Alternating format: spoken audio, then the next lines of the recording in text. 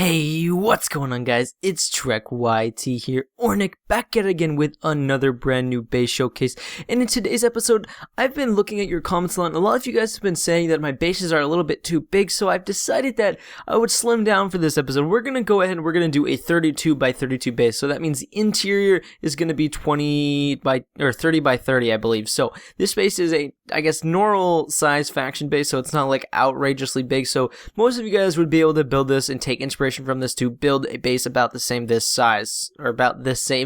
So without further ado, guys, let's go ahead and jump right into this base showcase. Now, since this base is so tiny, you do have to, I guess, divide it up, and that's the best way to, I guess, maximize your space slash, I guess, make it look good at the same time. So if you were to keep your base all in one room, it really wouldn't look as good as if you were to add up dividing lines in like organic places. So we have this one room over here. This is our storage area. We have all this storage all along the sides, all over here. So this is all of our storage. You could even change out like this side or that side to be like drop chest, or maybe you don't even need this much storage, so you could change it out for like brewers or something like that. Whatever would function you the best. But I put over here some anvils as just another piece that could be functional for your base, and then I also added some dispensers over here that could also act as a wall decoration as well. So I was just trying to think of a bunch of different ideas that could make a tiny base like this look a lot better. You know, since this base is a square, you do have to divide it up in a pretty good way and manage it very well to make it look as good as it should. So I threw this one little curved slight dividing wall in here to really create a separation in the base. So this is our one room, and then we have another room over here. Now this is a grinder. I know a lot of you guys have been suggesting me add a grinder to the base, so I decided that I would do that. So basically we have this dividing wall over here that is sort of a cliff that has nothing up here, which this could have something up here. I just chose not to as of right now because I just felt like one room was good enough for this base. So basically we've got one room over here, and then we've got the other room over here. Now, a little tip and trick that I've been using to make this base act like it's bigger, I've already said it is dividing it up, but I also try to keep things on maybe a couple different levels. So in here, I could have left this entire floor flat. I could have made everything 100% flat, but just adding this little drop off right here just adds a little more characteristic to your room and into your base that makes it look slightly better. And also I did the exact same thing on the ceiling. I added some depth is what I added on the ceiling to add that more of a characteristic to the base to make it look a little bit more interesting. Another place where I added depth was up here. I thought that keeping this flush right here would look a little weird, so I went ahead and I added some slabs instead of just a full block to add another little bit more characteristic. I'm just adding slight details in slight places to be able to add some little details and make the base look more appealing to the eye.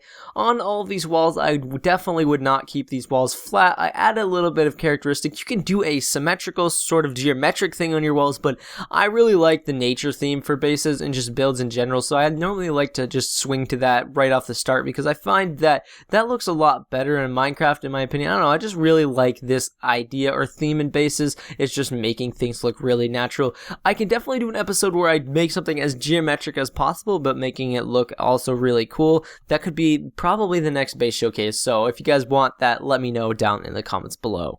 So now this grinder, I have no idea what it could be. It could be like a blaze skeleton, but it's an XP grinder. It's not just a drop off grinder where like the things fall into like hoppers or something. So this is definitely an XP grinder, which normally I would see in smaller bases. Most people aren't going to have those AFK grinders. Normally they're going to have XP grinders, in my opinion. I haven't played factions forever, but in the smaller bases, when I raided them, they most often the time didn't have like massive like grinders. They normally had just like XP grinders like this. So basically that's why I added that instead of a huge like mob grinder type like thing where you get like iron and stuff like that. So I decided not to do that because this is a smaller base. Now for hidden light, I decided to throw it in the floor because it is pretty dark in here if you do not have light. Also, I added light up here, and I thought that this was actually pretty cool. What I did here with this hanging light is I offset both of them so that way they're at different heights, but I think that really looks better than throwing them right next to each other. Also, if you can't tell, I added a little hidden light source up there at the little joint where these two logs meet.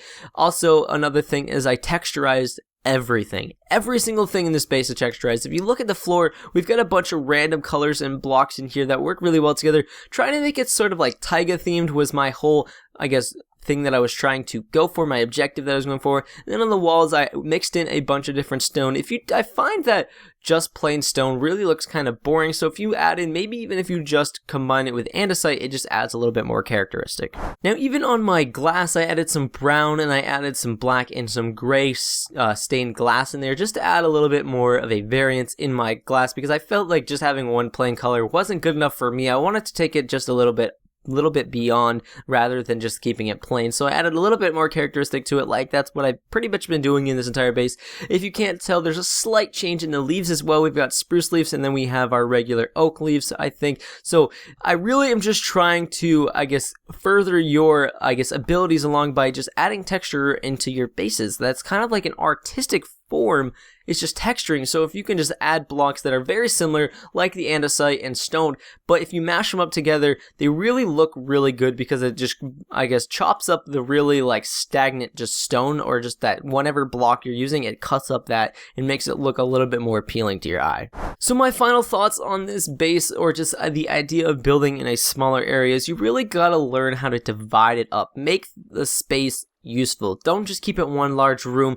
That really cuts down what you can have for the potential of your base and what it can look like. So if you can cut it up and add a bunch of different little rooms in there, or maybe in just 2 rooms like I did, but don't just cut them up right evenly in half, adding a little bit of an organic shape to cut it up is also another great idea, and that's what I did in this base, and I found that it was very successful, and I think that it looks really good with just this curved wall right here. It looks good in here, and then it also gave me the opportunity to have like a stone backing to it on the outside, so it kind of looks like we're going into a cave almost. So that was, I guess, my objective for this base, is to divide it up, use this space as best as I could, and then really make it look really good, as well as being functional with having a ton of storage. Now, if you guys did enjoy this episode of Base Showcase, definitely show your support on this. I love putting out base showcases because you guys all really enjoy them. I know that there's some of you guys out there that are crying and begging for me to put schematics. I'm sorry again, I'm not going to do that. I really want you guys to learn rather than just to copy, but I hope that these builds in this size of this base is helpful, because it was highly requested to do a smaller base